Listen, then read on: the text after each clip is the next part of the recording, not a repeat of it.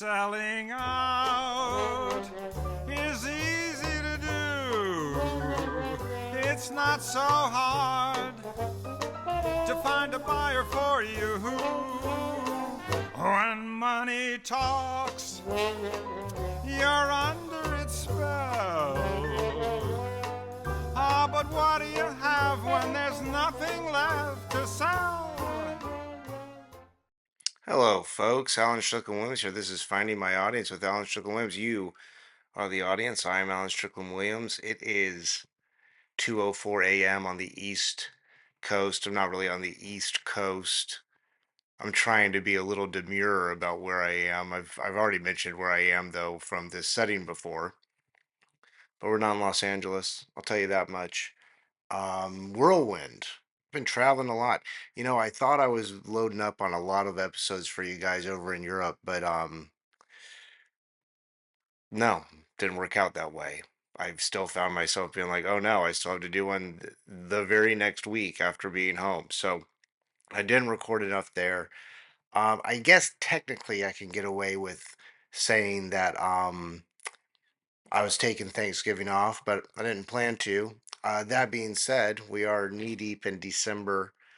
Why am I recording so late? I'm recording so late because I'm flying back, and I guess just because it was December or whatever to get a plane ticket across the country, um, super expensive, super expensive.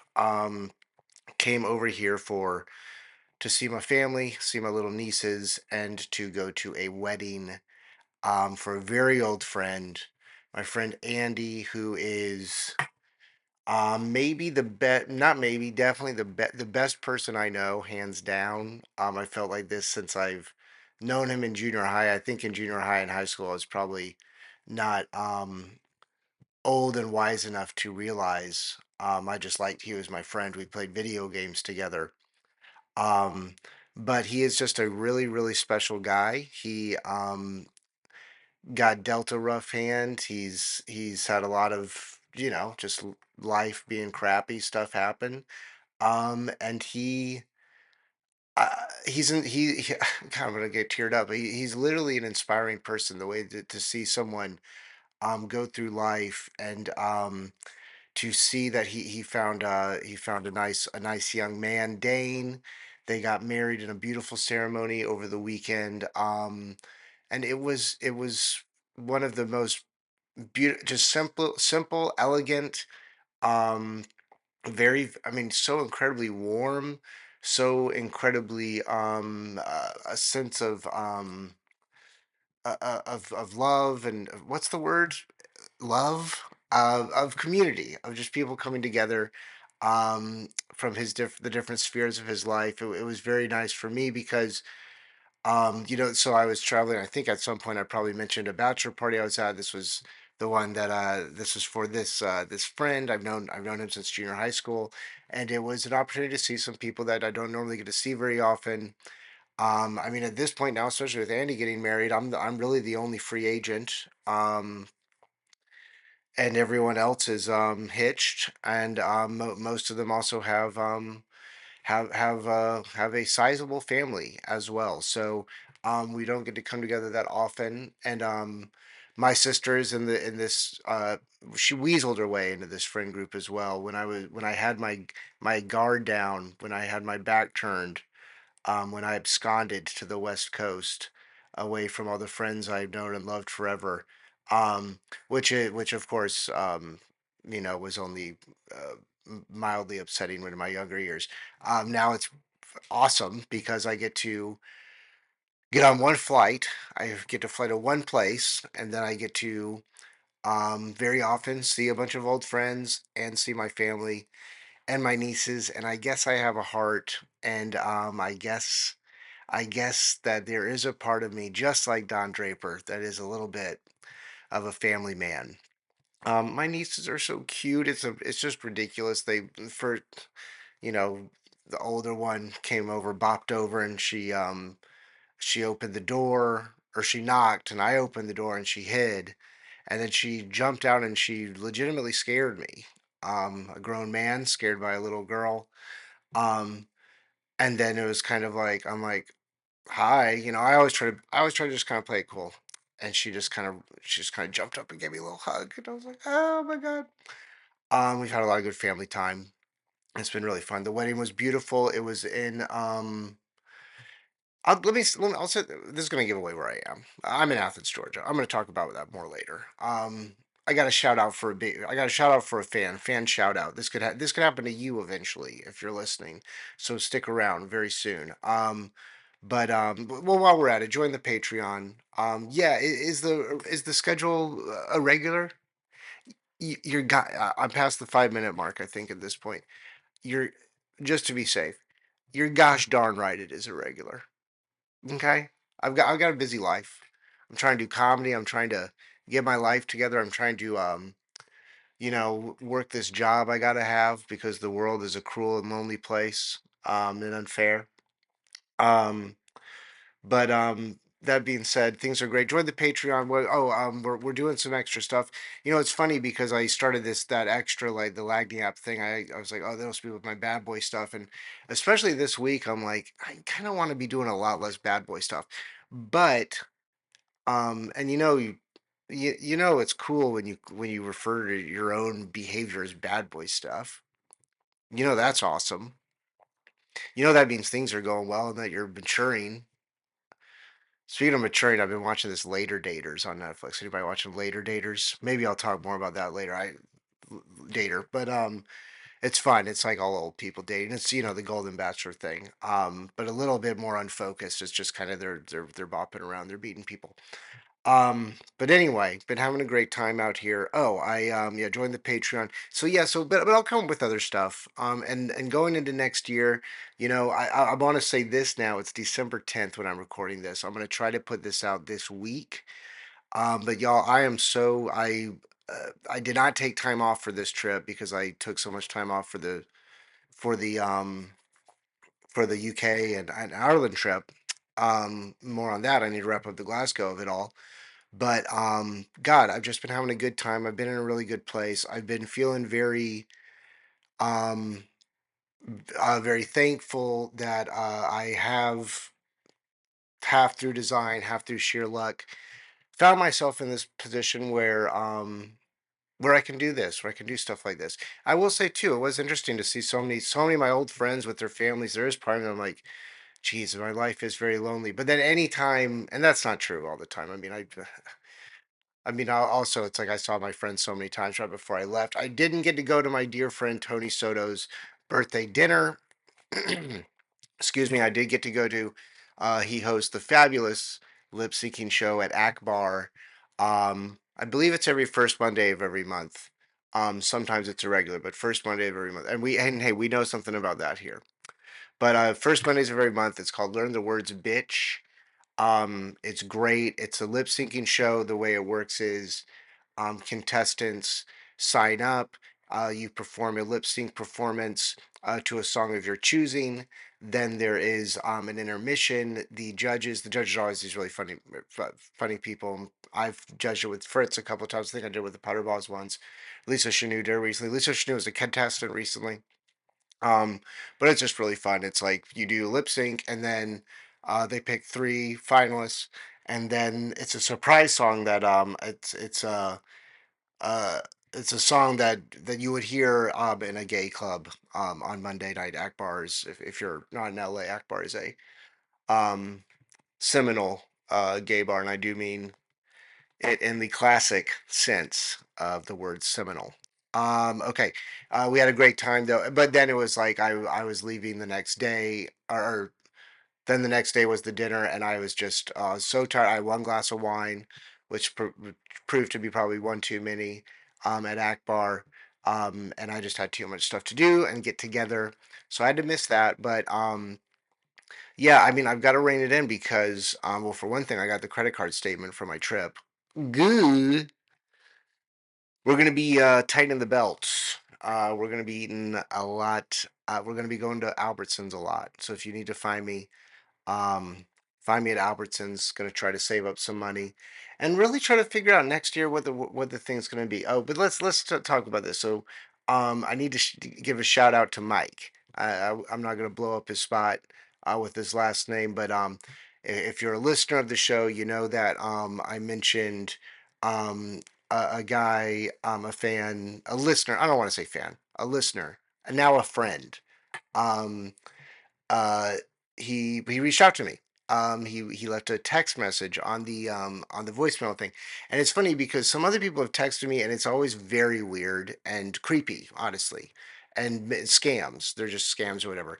But this for some reason I kind of got a good vibe, and I was like, he was very nice, and he caught that I was in Athens prior for that bachelor party, and he said, "Let me buy you a drink." He offered to go to a bar called the High Low. Last time I was there, a cockroach flew down the back of my tucked in shirt into my jeans, ran around my underwear like the Mississippi Scroll Revival in the old Ray Stevens song. That's for me and James Fritz and Dave Stone, maybe to maybe Billy Wayne Davis would know about this song. I feel like this didn't really make it out of the southeast region, but anyway, I had to go to the bathroom of this bar and literally take my clothes off to get the damn cockroach out of my fucking shit. So I was like, I do not want to go there, but let's go to another place. And God, we just had such a great time. And I guess that we crossed paths or interacted or whatever you want to say. And at Bridgetown, great old festival in Portland, put on by Andy Wood and a shit ton of volunteers. It's where it's not where I met Richard Bain, but if you're a listener to the pod, you know about old Rich. It's where we coalesced. Um, a lot of good stories about that. Maybe and I think Liz also actually a Patreon member as well. Mike a Patreon. Look, you can get shout outs like this if you join the Patreon. But all that to say, I just wanted to say a personal thank you to Mike on airwaves. We had a good time. Um, I shared some Brendan Cooney stories. We shared some Andy Dick lore. We just talked comedy. We talked the business side of stuff. Talked about his life, what he's doing. It was cool. It was a really good time, and I was super hungover for the wedding the next day, which was great. But really really thankful, and it really was sort of a very nice moment where I was like, because you do all this stuff, and you just feel like you're just banging your head against the wall, and to just know in a very real way that at least someone is listening, someone is into it, whatever you want to say, um, goes a long way. So thank you, Mike. Thank you for the hangover and for the conversation. I needed it. It was awesome. Okay, so but I was going to say Liz. Well, I don't know if I should have said her name. Maybe I'll bleep that out. But where did I do that? 1405. I'm writing it down. This is what we're doing. 1405. Bleep last name. See, because we care here at ASW Industries. But anyway, she recommended why don't you just tell some comedy stories and stuff. So maybe I'll talk about some festivals and things like that from the past, where, like I said, Andy Dick was involved. Things like that nature. Maybe some. Oh, there's a racy story I told Mike. I could say for that. So anyway, so maybe that's what we'll do. Maybe we'll dip into the old memory vault, which is what I've been calling my brain when I remember to do so. But let's see, what did I want to talk about today? I wanted to talk about, well, first off, happy Dead CEO week to all who celebrate. I don't know what to tell you if you're getting your panties in a wad about this. It's like this is what it's all about. This is what it's going to be. Um, Especially in the era of a world where Donald Trump has become president again, this time with the popular vote, majority or plurality, I forget, whatever. I think technically it wasn't a majority. I think obviously it was more than her, but that's not necessarily what majority always means. Um, anyway, that's neither here nor there. I don't really give a crap about that. But it is a time to America really is just like you got to do everything yourself. Like no one's going to help you do anything. So um they say like this isn't the way to affect policy or change or whatever, and it's like it's actually the only way. It's actually the only way. So that's interesting. So we're very excited about that. Big win for the Italians this year. Keep it up.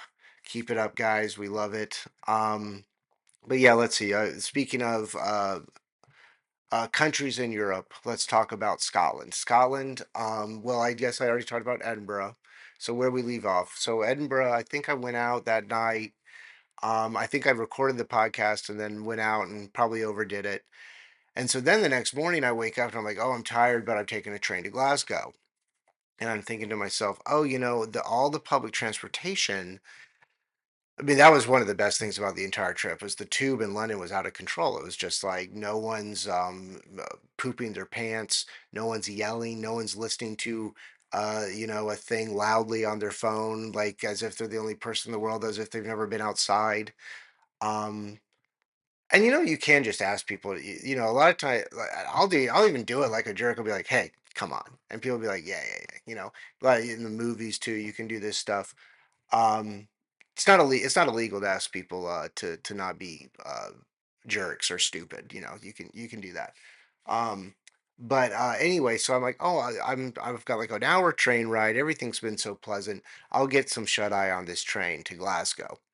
And well, there are two factors going on. One thing was it was a beautiful, there's countryside. You see these Highland cows and stuff just in the window or outside the window, and you're like, oh, well, now I want to stay awake and look at this stuff.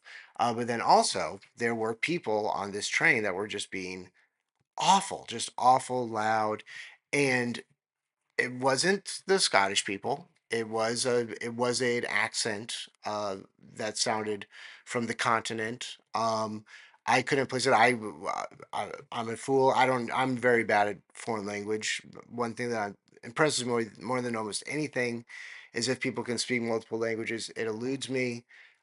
Even when I was at my height of, I would say, ability to learn stuff, probably a better way to say that. Um, and it's like I'm pretty good with English words, at least I like to think so. But uh, but it sounded Germanic, it sounded guttural, it sounded perfunctory, it sounded hard and harsh. So I was like, oh, these Germans on the train. So anyway, I get off my lovely host Jan, who is connected to here. Jan was my sister's freshman year dorm mate at university. And they kept in touch, and she became a big hit with the family. And she was very kind and said, "Oh, if you're coming over here, let us host you." And they live outside of Glasgow, so her and her boyfriend Mark, who's also awesome. More on them later. But I get off the train, and I'm sort of like, "Oh God, how was the train?" It's like, "Well, it was fine, but these people were so loud, and they were singing and playing music and blah blah blah." And she was like, "Oh, those are those are probably Croatians." And I was like, "Oh, how do you know that?" She goes, "Well, because Croatia's playing Scotland. The national football teams are playing." And she said, and luck would have it, we got tickets to the game at like 1 a.m. last night. Do you want to go? We don't have to. Whatever you want to do is fine today, but if you want to go. And I was trying to see a football match game. I don't know what you really say. Um, while I was in London, didn't work out. So I was like, oh my God, yes. And also because of the experience I had, I was just, and it's also really fun too, because then you could just be like, I hope Scotland beats Croatia. Like you could just say that. It's kind of fun to say. Um, and so we go to the game. It was pretty cold the entire time. I mean, obviously we're further north, but Glasgow on the whole loved it. Jan said this. It's like Edinburgh's pretty, Glasgow's gritty. I like the gritty a little bit more than the pretty. I gotta say, I had a great time in Edinburgh. Loved it, loved it, loved it. But I really did have a great time in Glasgow, and the people make Glasgow. That's like they're saying, and that's true. Um, but we go to the game, and I guess Scotland is not a very good team, and they've like lost 15 in a row, but they won. And it was awesome too, because at one point Croatia, like it was kind of cool just to be at a game like that, because I grew up going to college football games in the South, and this was like their version of that. Very, very tribal, and especially up there they were giving me the background, Scotland and Northern Ireland and Ireland, and like if you're a fan of this one team, then that means you're a Catholic, and if you're a fan of this other team, that means you're Protestant, and the way that they kind of suss out like who you are, they ask like who's your father's favorite football team and stuff like that. So it's just so weird how all that stuff always goes. But anyway, Scotland won. We had a great time. Had some Scotch pies at the which is just like a regular meat pie, but I guess the beef is minced beef or something like that. I don't know. I just wanted to be part of the thing. But it's like you got people playing bagpipes and guys taking their shirts off with kilts on, and it was really exciting. Croatia, I guess, like what they did. I guess that they used to not even allow. the away team fans to come to games, because it would get so heated. But now I guess what they do is they put them all in one little area. So all the Croatians were like jammed in this one sort of like section of the arena. And at some point, and they were kind of making a run. It was kind of a boring game, to be honest. Scotland only won by one. And I know soccer is like that in general, but, or I'm sorry, football. But anyway, there was one point when Croatia kind of seemed like they had some juice going, and like the first two rows just started straight up like lighting fireworks in the stadium. So that was kind of interesting. But they were super jacked, and they were clearly expected to win the game, and they did not. So that felt cool. Then we just called it a night. I was tired as hell. And they were such great hosts. Oh my God, I felt so lucky to be there with them. And then the next day, let me get the name of this right. If anyone ever goes to Glasgow, please, please, please use this. Let's see, Glasgow Gander walking tours, Glasgow Gander walking tours. Um, the guy's name that did it is Johnny, was their friend. We had like a private tour. It was so awesome. It was one of the best. I used to be a tour guide when I was an NBC page, and watching this guy just give a tour, just a casual one. I was like, geez, I was the worst tour guide in the world. Not to make it, not to relate it all back to me, but he was incredibly impressive, incredibly extensive knowledge base. I posted about it a little bit on the Instagram if you want to look at the pics and stuff. But we saw like Banksy's favorite piece of art. We would like, all this beautiful architecture, Scottish baronial style. The merchants, Glasgow was a big trade point because they built a lot of ships there. The merchants got rich from all that, amongst other things that would be more. Uh, what did he keep saying? It's like a lot of the names of these streets will probably have to change soon. Um, but really cool history, really cool people. We would like pop into a pub. This one pub we went into, I put the name of it on Instagram. I don't have it in front of me. I'm sorry, but it's uh the HM at the Queen Mary, um, which is now docked in Long Beach in LA, was built in Glasgow, and there's a bar that the bar is designed after the bar that was in that ship. And like there's some stained glass windows with it on it. That was pretty cool. A lot of connections happening. And then we saw a cathedral, we saw a cool cemetery, just so much knowledge, so much architecture. Um, the streets themselves, it was just cool to walk around. I mean, it was like Glasgow is like at one point was like I think the second or third most populous city in all of Europe. A lot of cool history. Johnny was just fantastic. Had a great, great, great dinner. We had some great vegetarian Indian food, and then we went out hard. We went to like where I think that like Mark's from Glasgow area, or at least around there, and we went to places that I think that they would go a long, long time ago. And when you're so drunk, you're just drinking a lot of White Russians. It was like that. It was one of those nights. We had a great time.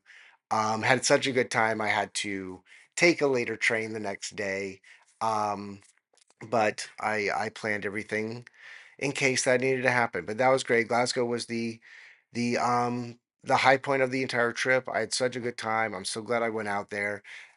We saw that was another thing we did. We actually went to a comedy show. They do comedy differently over there. They do things a little bit differently over there. They like do it, like comics will go up, and then like the host, the first one will go up, and there'll be like a 20-minute break, and then another one, and then a 20-minute break, and then another one. Um, I got the producer's information. There's also a comedy festival there. I don't know if I might be too late to try and make it happen for next year. But maybe I could try to go and do that show, and see Mark and Jan again. But it was actually kind of funny because we saw that there was a show happening, and Mark got real like, we're gonna make this happen. We get down there, we get the last three seats. They're kind of bad, and like I'm like the way they set up the chairs was just bad. Like it is so funny. Like when you run a show, when you do kind of for so long, you're kind of like, okay, I was glad they had those like intermissions, because when people got up, or I don't, not even everyone got up. I just looked everyone in the row, because like the last seat was like jammed all the way right next to a wall with which had like an overhanging thing, so it's like literally like jutting into like right here. Um, And I was just like got everyone's attention. So like we're gonna move down half a chair. So we moved everything down. And some people behind me were like, "Oh, someone went to university," and I was like, "Nah, I'm just a jerk American. Gotta have my way." But anyway, I think that's gonna wrap us up for now. I talked about the wedding, talked about the nieces, I talked about that. We're at 26 minutes. Hey, stream the album, buy the album, ran through. Got a lot of podcasts that I should be coming up on soon that I did recently to promote it. Um, buy it on Bandcamp. If you haven't yet, pre-order it on vinyl. Um, oh, and I don't even think I said this yet, but the plan is I'm going to take off for the rest of the year because I'm going back to a shit ton of work I have to do for my boring, so thankful to have it. Oh, I'm so grateful. Job. Um, what a jerk. But I've got so much to do and so much I need to do around the apartment.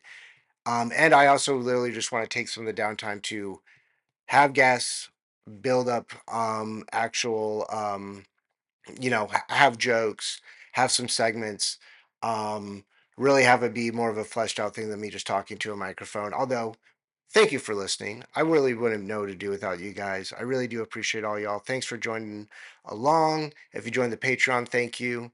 Um, hey, maybe jump in, jump out. I get it. We're not, like I said, I haven't earned I haven't gotten a regular posting cadence down, so I get it. But we're gonna get there. We're gonna get there. Next year is gonna be great. We're all gonna get everything we want, and um every CEO of every company that you hate will meet their timely demise. That is my promise to you. Thanks for listening. This is Finding My Audience. I'm Alan Strickland Williams. I'll see you in the funny papers.